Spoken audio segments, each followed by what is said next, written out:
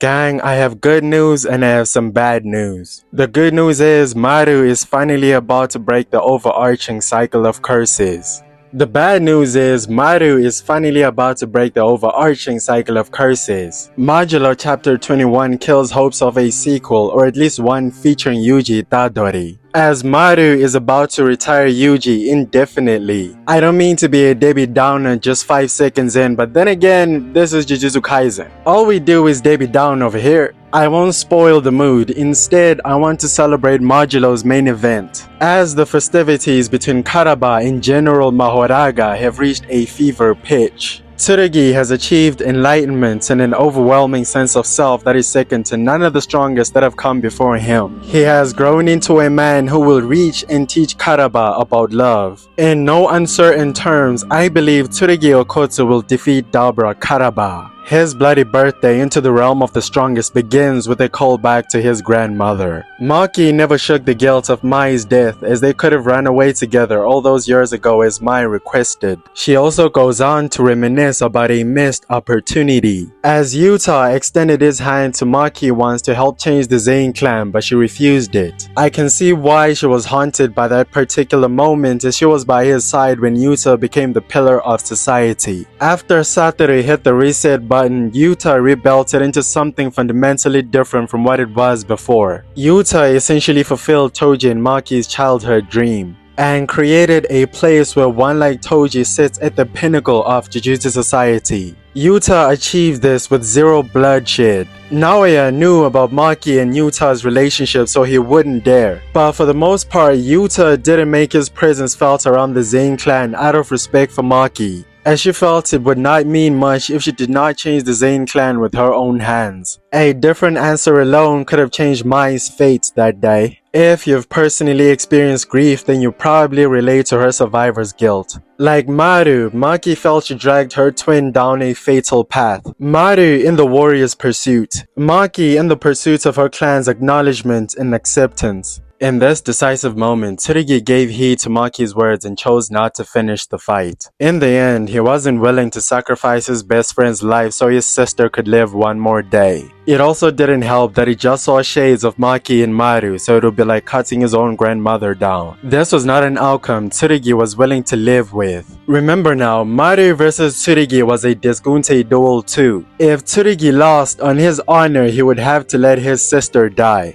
This was not an outcome Tsurugi was willing to live with neither. So if he must let Yuka die in alignment with his sense of self, he chose to die today alongside his sister. Just like Doura, Tsurugi chose death if winning meant taking the life of his best friend. Taking all this in, the moment breaks Maru. Whereas Tsurugi avoided cutting down Maki's will and chose to fall into Maru's blade. He inadvertently cursed Maru to take action opposite of Maru's ideal self, the warrior like Doura. Some say this fight was pointless, but I digress. They only acted as they should have done had they no personal relationship. It was that personal relationship that muddied the waters and peeled the layers back until only one thing remained. Maru and Tsurugi truly became neighbors in this moment when Maru's life was just as important to him as Yuka's. Both their rationale for fighting was kinda stupid, sure. But as the saying goes, men are perfect when they're a little dumb. When Modulo wraps up, I think this fight will be appreciated in hindsight for its thematic impact, as it plants the seed of Karaba's defeat at the hands of Tsurugi Okkotsu. It feels so good to finally say that out loud and not sound like I've been hitting the crackpot, not gonna lie.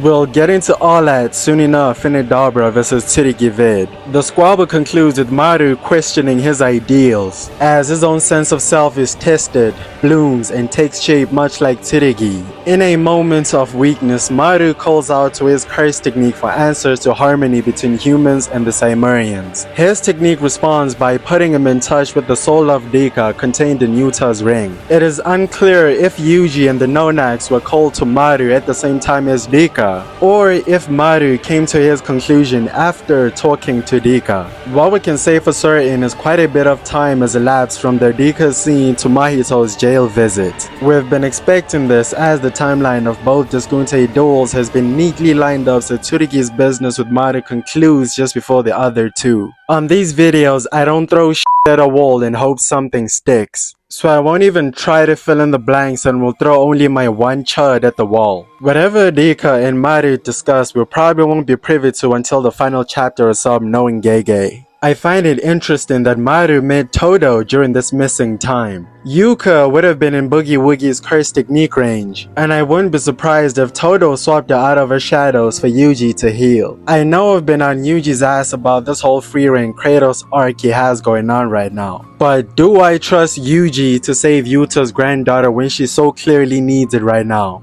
No! Fuck no! Absolutely not! This is not the kind of incompetence I expect from Aoi Todo though. One thing about this man is he's a jujutsu sorcerer through and through. I don't think Todo would touch down on the inhuman Makyo. Since Yuka in suspended animation and Karaba charging up the craziest curse energies felt since Sukuna's divine flame, and let Mahoraga take Yuka down with it just because Yuji said so cause it's going through some shit. At this point, Yuka's rescue is overdetermined. I wouldn't worry about Tsurugi either. His bill of health is of the utmost importance to the King of Curses, as who's gonna do Yuji's job if Tsurugi goes down today? You can bet he got 5-star spa treatment from Yuji before he left with Maru. But even if it didn't, Tsurugi can regenerate and sleep this off in 5 minutes easy. I just don't think Yuka had that kind of time, so just this once I'll extend the benefit of the doubt to our boy. But only because Todo was on the scene. Alright bro, let me just move on before I crash out. I'm getting tired again. Bro, did I read this wrong, or did Karaba choose to close his domain because Maru and the Naunax were close by? As in, he went out of his way to close his barrier to prevent collateral damage. Awakening an open domain is crazy work. I don't even believe Sukuna's open domain was natural. Personally, I think he copied it from Kanjaku. Not Karaba though, bro is just winging the peak of Jujutsu and making shit up as it goes. His choice of words suggests barrier techniques are also a part of Simurian's curse energy system, unlike the Shikigami. Mahoraga then begins its second adaptation as it feasts on Karaba's technique imbued on his sure hit. This is especially noteworthy because I believe after Tsurugi tames Mahoraga, when she returns to the fight, the second adaptation will be the ace up Yuka's sleeve. Remember, sorcerers are con artists at the end of the day. Karaba seems to think Mahoraga is adapting to his existence or whatever the f***. So his imagination is limited to only a further defensive adaptation. This is Jujutsu Kaisen, so I would be shocked if Karaba isn't punished for this later. I know Karaba is scaring the hoes right now, but I need everybody to chill. Gege is trying to gaslight all of us into sending the bad signal for Yuji. But it's all smoke and mirrors, gang. Everything's sweet until Tsurugi breaks into Karaba's domain, ignoring his short hits and one-shots Mahoraga. Hey man, don't sleep on Tsurugi just yet. Mahoraga was the appetizer for a reason. Baby Gojo is about to put serious belt to alien ass. Speaking of, y'all did right by me last video. See, when my shareholders move like this, the price of the brick goes up. In maintaining the sanctity of our table, hit the hype button, hit the like button. Now for the main discussion of this chapter. Gang, I have never been so relieved to see Mahito. That is a string of words I never thought would ever leave my mouth in that order. For two reasons really. The first is, I have a hypothesis that Kalyan are interstellar variants of cursed spirits with physical bodies, and Simurians are interstellar variants of humans with physical souls manifested into a third eye. I love this because could it get more alien than that? The Simurian third eye is the source of the accursed energy. In humans, emotions originate from the soul and cursed energy is generated from emotions. In essence, the soul is the core of cursed energy. I'd like to call your attention to this particular scene. Mahito tells us tears are sweat to the soul. I know. Before Modulo was a thing, I did not give this scene much thought either. Just another psychopath completely disassociated with the human experience. Plus, it sounds really stupid. Turns out Gege's got jokes for real because aliens have a third eye in the middle of their forehead that literally tears up when strained. Now for Exhibit C. In a moment of inner conflict and heightened emotion, Maru's eye seems to verbalize his innermost feelings, as he was resolved to meet Tsurugi's own resolve as a warrior. Remember now, the soul is the core of cursed energy as well as emotions. Sounds an awful lot like the Simurian third eye to me. Mahito sent me down this rabbit hole in the first place, so I'ma need a statement, a comment, bro, something. The second reason is Mahito waiting for Yuji in the curse realm was a looming death flag for Yuji. So I'm glad we've gotten that out of the way. We're not out of the woods yet though, because frankly I do not trust this guy to resist the call of the void once the opportunity presents itself. And I sense Maru is about to tempt him with plenty. Maru's harmony brought 4 keys together excluding himself: Mahito, Rika, Naunax, and Yuji. The idea here is Mahito casts a remote idol transfiguration on humanity. It's unclear if he'll only need to cast it on Tengen's barriers in Japan or humanity as a whole, but he'll be provided cursed energy for the largest possible scale by juicing up on Rika. The purest mole composing the Naunax can amplify and convert cursed energy into other forms. Using the alien ore, Mahito can amplify and expand his curse technique range to the whole planet regardless of Tengen's barriers. Yuji's role, however, is a bit nebulous. Sure, technically Prime Yuji has 2 to 3 times the curse energy Yuta did. Volume 0 Yuta is the exception because like Satoru he had access to infinite curse energy. However, Rika is a curse tool now, so she cannot run out of curse energy. She is effectively an infinite battery now, or the cold fusion from the Fallout games. So I don't think the ritual needs Yuji's curse energy output. My thoughts are Yuji is needed because Mahito is needed. Fate and Maru's technique have deemed Yuji's involvement necessary to ensure Mahito's cooperation. This situation is big hilarious because how are they gonna convince Mahito to agree to any of this? Surely he's not gonna do it out of the goodness of his own heart. And you cannot force or threaten someone into a binding vow.